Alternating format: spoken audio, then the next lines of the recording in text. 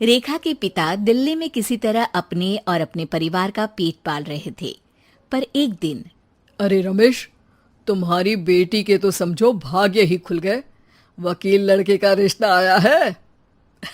अरे वाह, कब करना चाहते हैं शादी? वो लोग तो जल्द से जल्द ही करेंगे। बाकी शाम को मैंने रेखा को देखने के लिए बुला लिया है।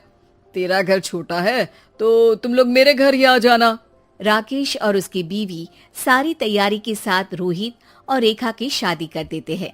लेकिन अगले ही दिन देखो रेखा, शादी भले ही हो गई है, लेकिन तुम ये मत सोचना कि मैं किसी जोरू के गुलाम टाइप रहूंगा। रेखा को रोहित की बात अजीब लगती है। मैं ये तो सोच भी नहीं सकती और ना ही चाहती हूँ, लेकिन शादी के अगले ही दिन इस तरह की बात की उम्मीद भी नहीं थी। रोहित रेखा के मुंह से ये बात सुनकर गुस्सा हो जाता है। अरे, काफी जबान भी चला लेती हो। माँ ने सिखाया नहीं कि पति से कैसे बात करते हैं? रेखा अब चुप रहने में ही भलाई समझती है।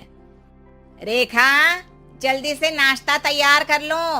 आज पहला दिन है, सारे काम तुम्हें समझा दूंगी। ये नौकरानी है जो तुम्हें बता देगी कि कैसे कैसे क्या करना है। फिर इसकी कल से छुट्टी है।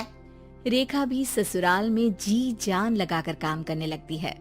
खाली समय मिलता तो पति के वकालत की किताब उठाकर पढ़ने लगती। ये क्या, जब देखो तब पढ़ती रहती है। अच्छा सुन, कल पिता के घर से 20,000 रुपए लेकर आना।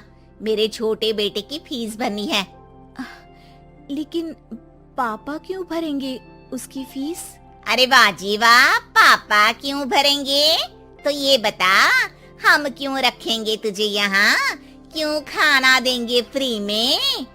अरे, क्योंकि मैं बहू हूँ इस घर की। तभी वहाँ रोहित आ जाता है। अरे वाह, बड़ी जबान चला रही हो। चुपचाप माँ जो कह रही है वैसा कर, वरना सामान उठा और जा अपनी झोपड़ी में। बेचारी रेखा क्या करती, पिता के घर जाती है, उनको सारा हाल बताती है। पिता भी जैसे तैसे पैसों का इंतजाम कर बेटी को ससुराल के लिए विदा करते हैं। देखा, अब कहाँ से आए पैसे? अरे बहुत माल है तुम लोगों के पास, बस सीधी उंगली से निकालते नहीं। नहीं नहीं माँ, पापा ने अपनी मोटरसाइकिल बेचकर पैसों का इंतजाम किया है। पता नहीं अब वो ऑफिस कैसे जाएंगे। अरे वाह भाई, ये भी हम सोचे। खैर, जैसे तैसे दिन बीतते हैं। रेखा जहाँ एक प्यारे से बेटे की माँ बनती है, तो वहीं उसका वकालत की किताब में ज्ञान और गहराता जाता है। हे भगवान, बुरे फंसे। ये केस तो लगता है कि मैं हार ही जाऊंगा। देखिए, मैंने आपकी इस केस की फाइल पढ़ी थी।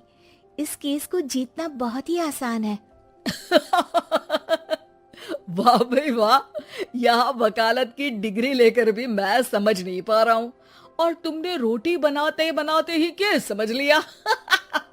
अरे जाओ जाओ, जाकर मुन्ने को संभालो। केस मैं संभालूंगा। ए लड़की सुन, जाकर अपने बाप के यहाँ से 3 लाख लेकर आ। पूरा घर फिर से बनाना है। छोटे की शादी करूंगी तो छोटी बहू को कहाँ रखूंगी? पूरा घर तो तूने घेर रखा है। ऐसा मत बोलिए माँ जी, पापा इतना पैसा कहाँ से लाएंगे? अब तो वो रिटायर भी हो गए हैं। हाँ, तभी तो बोल रही हूँ, रिटायरमेंट के पैसे तो मिले होंगे ना। लेकिन वो अगर आपको दे देंगे तो बुढ़ापा कैसे काटेंगे? रोहित रेखा की बात सुनकर गुस्सा हो जाता है। ए सुन, चल अपना सामान उठा, अपना बच्चा उठा और निकल यहाँ से। रेखा के लाख आग्रह के बाद भी रोहित और उसकी सास उसे घर में नहीं रखते। पापा, मैं तलाक चाहती हूँ। बेटा, मेरे पास वकील के पैसे नहीं है। पापा, आप मुझे वकालत करवा दीजिए, अपना केस मैं खुद लड़ूंगी। इस बार रेखा के पिता भी उसे ससुराल ना भेजकर रिटायरमेंट के पैसों से वकालत करवाते हैं। और फिर एक दिन कोर्ट के बाहर, रोहित, आज तुम अपना ही केस हार गए, वो भी उस लड़की से जिसकी तुमने कभी कदर ही नहीं की। रेखा, मुझे माफ कर दो। मैं इतनी बड़ी अमाउंट कहाँ से लाऊंगा?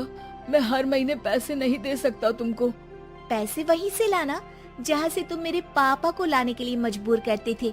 एक पिता अपनी बेटी की शादी उसकी खुशहाली के लिए करता है, ना कि सारी जिंदगी कर्जदार बनने के लिए। अरे, मेरे ही बेटे की किताब पढ़ पढ़ कर ज्ञान बांट रही हो। वकालत की किताब तो ससुराल में ही पड़ी थी ना। बिल्कुल, यहाँ मेरी गलती रही। जिस पैसे से मैंने इसकी शादी की थी, मुझे वो पैसे पहले इसकी पढ़ाई में लगाना चाहिए था। और आज रेखा एक जानी मानी वकील के रूप में काम कर रही है।